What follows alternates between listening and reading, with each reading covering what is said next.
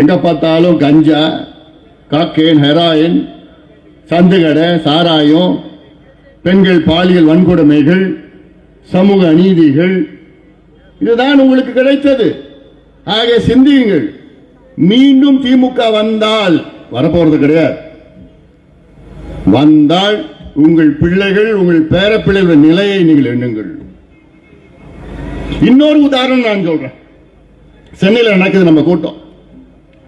சென்னையில் இந்த சிங்கார சென்னை அப்படின்னு ஒரு வார்த்தை, அது கேட்டாலே ஒரு மாதிரி நாடா சிங்கார சென்னை, எப்படா எல்லாம் ஏமாத்துறீங்க எங்களை. சாக்கடை சென்னை, எங்க பார்த்தாலும் சாக்கடையா ஓடிட்டு இருக்கு. சிங்கார சென்னை, இது என்ன? ஏன் இந்த உதாரணம் நான் சொல்றேன் தெரியுமா? 1996 நடந்த மேயர் தேர்தல். அந்த தேர்தலில் மேயர் வேட்பாளர் ஒருவர் போட்டியிட்டார். அவர் போட்டியிட்டு மேயர் தேர்தல் பிரச்சாரத்திலே அவர் சொன்ன வார்த்தை, நான் மேயராக தேர்வு செய்தால், மேயராக தேர்ந்தெடுக்கப்பட்டால் சென்னையை சிங்கார சென்னையாக மாற்றுவேன், சிங்கார சென்னையை சிங்கப்பூராக நான் மாற்றுவேன். சொன்னவர் யார்? யாரு? இப்ப இருக்கின்ற முதலமைச்சர் ஸ்டாலின் அவர்கள். எப்ப சொன்னாரு? 30 ஆண்டுகளுக்கு முன்பு சொன்னார். நேரா நீங்க தேர்வு பண்ணீங்க, பேர் வச்சாரு சிங்கார சென்னைன்னு. சிங்கப்பூரா மாறிடுச்சா?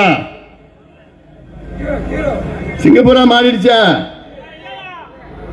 கஞ்சாபூரா மாறிடுச்சு. சிங்கப்பூர் கிடையாது, கஞ்சாப்பூர். அதன் பிறகு 10 ஆண்டுகளுக்கு பிறகு அவர் அமைச்சரா, தமிழ்நாட்டினுடைய அமைச்சராக பதவியேற்றார். சென்னை சிங்கப்பூரா மாறிச்சு அப்போ இல்ல.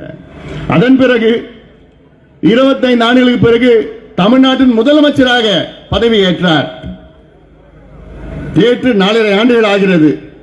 சென்னை சிங்கப்பூரா மாறிடுச்சா? சாக்கடை. ஆக இது ஒரு உதாரணம் போதும். 96 மேயரா இருந்த மு.க. ஸ்டாலின் அவர்கள் 2021 தமிழ்நாட்டின் முதலமைச்சராக வந்த பிறகும் சென்னை அதே நிலையில் தான் இருக்கிறது. அதே நாற்றம் தான், அதே துர்நாற்றம் தான், அதே கொசு, அதே சாக்கடை. ஆனால் திமுக, அவர் குடும்பம், அவர் அமைச்சர்கள் எல்லாம் ஓஹோ ஓஹோன்னு இருக்கிறார். இதுதான். இதை விட ஒரு சிறந்த உதாரணம் உங்களுக்கு வேணுமா ஐயா? இதுக்கு பிறகு நீங்க ஸ்டாலின் அவர்களை நம்ப போறீங்களா? நம்புவீங்களா? சென்னை மக்களை உங்களுக்கு தான் நான் சொல்றேன், முக்கியமா உங்களுக்கு தான் நான் சொல்றேன். ஏன்னா கடந்த சட்டமன்ற தேர்தலில் திமுக அவர்கள் தனியாக 127 தொகுதிகளில் வெற்றி பெற்றார்கள். அவர்கள் கட்சியில் மட்டும். அவங்க சின்னத்தில் ஒரு 134 பேர் வந்து, வேற கட்சியில அவங்க சின்னத்தில் நின்றாங்க. இந்த 127 பேர் நினைச்சு பாருங்க.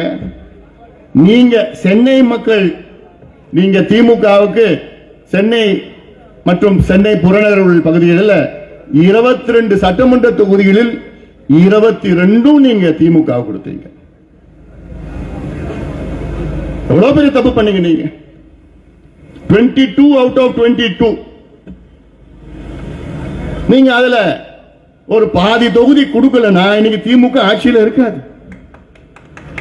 இனியாவது உங்களுடைய வலிமையை நீங்கள் சிந்தித்து பாருங்கள், உங்கள் எண்ணத்தை மாற்றிக்கொள்ளுங்கள். 22க்கு 22 நீங்க கொடுத்தீங்க. அதனால தான் திமுக ஆட்சியில் இருக்கு. இன்னைக்கு ஆட்சியில் வந்து இன்னைக்கு நாசப்படுத்தி கொண்டிருக்கின்றார்கள். இப்ப மழை வரப்போகுது. ரெடி ஆயிட்டீங்களா? நான் ரெடி ஆயிட்டேன். ஒரு போட் ஆர்டர் பண்ணிருக்கேன். நீங்க ஆர்டர் பண்ணிட்டீங்களா? எங்க இருந்த? காசி. ஆமா, இங்க இருக்குது. எனக்கு தெரியலையே, யோசனை தெரியல. நான் தர்மபுரியில ஒரு பரிசல் ஒன்று வச்சிருக்கிறேன். இருக்குதா? ஆர்டர் பண்ணி வச்சுக்கப்பா. உங்க வீட்டுக்கு வாசல்ல கட்டி போட்டு வச்சுக்க. மழை வரப்போகுது. சென்னை வாசிகளே, சென்னை மக்களே, தயார் செய்து கொள்ளுங்கள். உங்க வீட்டை பாதுகாத்துக் கொள்ளுங்கள். திடீர்னு எண்ணெய் வெப்ப தண்ணி பூரம் தெரியாது உங்களுக்கெல்லாம். தூங்கிட்டு இருப்பீங்க, திடீர்னு பார்த்தா தண்ணி பூந்துரும். அதனால மழை காலத்துல உங்க பொருள் எல்லாம் மொட்டை மாடியில பத்திரமா வச்சுக்கோங்க, இல்ல பரண மேல வச்சுக்கோங்க. உங்க வண்டி, பைக்கு, ஸ்கூட்டரு, காரு, ஏதாவது சின்ன சின்ன கார் தான் வச்சிருப்பீங்க. அதெல்லாம் பிளைஓவருக்கு மேல நிறுத்திடுங்க. வீட்டில் நிறுத்தினா முடிஞ்சு போச்சு. அதில் அப்புறம் முக்கியமா எங்கேயாவது எப்படியாவது கடனை வாங்கி ஒரு போட்டு, சின்ன ஒரு போட்டு வாங்கி வச்சுக்கோங்க. போயிட்டு வர்றது எப்படியாவது 5-6 நாள். தண்ணி, சாப்பாடு உங்களுக்கு கிடைக்காது, பால் குடிக்கிறது கிடைக்காது, குழந்தைங்களுக்கு பால் இருக்காது. ஒரு போட்ல வச்சுக்கணும். ஒரு நல்லா பார்த்துங்க போட்டை. என்னுடைய இனிய நண்பர் எம்.இ. ராஜா அவர்கள், அவரை எனக்கு கிட்டத்தட்ட ஒரு 25-30 ஆண்டுகளாக நன்றாக தெரியும்.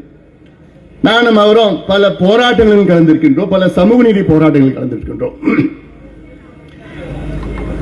இன்னைக்கு மீனவர் சமுதாயம் என்றாலே மிக மிக மிக மிக பின்தங்கிய ஒரு சமுதாயமாக வாழ்ந்து கொண்டிருக்கிறது.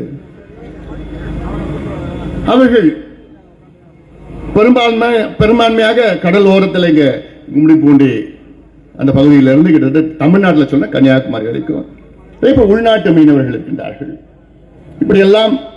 ஆனால் அவர்களுடைய வாழ்க்கையில் எந்த ஒரு முன்னேற்றம் கிடையாது. அதற்காக நானும் அவரும் பல போராட்டங்களில் கலந்தோம், பல கூட்டங்களிலே பேசினோம், பல சுற்றுச்சூழல் பிரச்சனைகள் எல்லாம் அந்த நேரத்திலே அவரிடம் நாம் உறுதியாக நின்றோம். என்னுடைய இனிய நண்பர் அவர்கள். இன்று மீனவர் சமுதாயத்திற்கு சமூக நீதி கிடைத்திருக்கிறதா என்று கேட்டால் 100 விழுக்காடு இல்லை. இதில் எப்படி அந்த பிரச்சனையை தீர்க்கலாம்? தொடர்ந்து நான் சொல்லி வருகின்றேன், தமிழ்நாட்டிலே சாதிவாரி கணக்கெடுப்பு நடத்த வேண்டும். நடத்தினால்தான் தமிழ்நாட்டிலே சமூக நீதியை நிலைநாட்ட முடியும். இது சாதிவாரி கணக்கெடுப்பு என்று சொன்னால் ஒரு சில பேர், என்னடா இவன் ஜாதியை பத்தி பேசுறான். சாதிவாரி கணக்கெடுப்பு ஜாதி பிரச்சனை கிடையாது. அதை தமிழக மக்கள் நீங்கள் நன்றாக புரிந்து கொள்ள வேண்டும். ஒரு உதாரணம், மீனவர் சமுதாயம் இருக்கிறது. தமிழ்நாட்டிலே மீனவர் சமுதாயம், அதாவது கணக்கெடுப்பு நடத்தினால் எத்தனை பேர் இருக்கின்றார்கள், மீனவர் சமுதாயத்தில் எத்தனை பேர் இருக்கின்றார்கள், அதில் எத்தனை பிரிவுகள், உட்பிரிவுகள் இருக்கிறது, அந்த உட்பிரிவுகளில் எத்தனை பேருக்கு கல்வி கிடைத்திருக்கிறது, எத்தனை பேர் குடிசையில் வாழ்ந்து கொண்டிருக்கின்றார்கள், எத்தனை பேர் வீட்டில் இருக்கிறாங்க, எத்தனை வீடு ஸ்கொயர் ஃபீட்ல, எத்தனை ஸ்கொயர் ஃபீட்ல இருக்கு வீடு, அந்த வீட்டில் கழிப்பறைகள், பாத்ரூம் இருக்கிறதா, கரண்ட் இருக்கிறதா, குடிநீர் இருக்கிறதா, எத்தனை பேர் வாழ்கிறார்கள், அந்த சமுதாயத்தில் எத்தனை பேர் படித்திருக்கின்றார்கள், எத்தனை பேர் பட்டதாரிகள், எத்தனை பேர் PhD, எத்தனை பேர் அரசு வேலைகள் இருக்கின்றார்கள், தனியார் கம்பெனியில் எவ்வளவு வருமானத்தில் இருக்கின்றார்கள், அவர்களுக்கு கார் இருக்கிறதா, பைக் இருக்கிறதா, சைக்கிள் இருக்கிறதா. இந்த கணக்கெடுப்பு எல்லாம் நடத்தி மீனவர்களுக்கு, மீனவர் சமுதாயத்திற்கு தனியாக இடஒதுக்கீடு வழங்க வேண்டும். இதை வழங்க வேண்டும் என்றால் கணக்கெடுப்பு நடத்தினால்தான் முடியும்.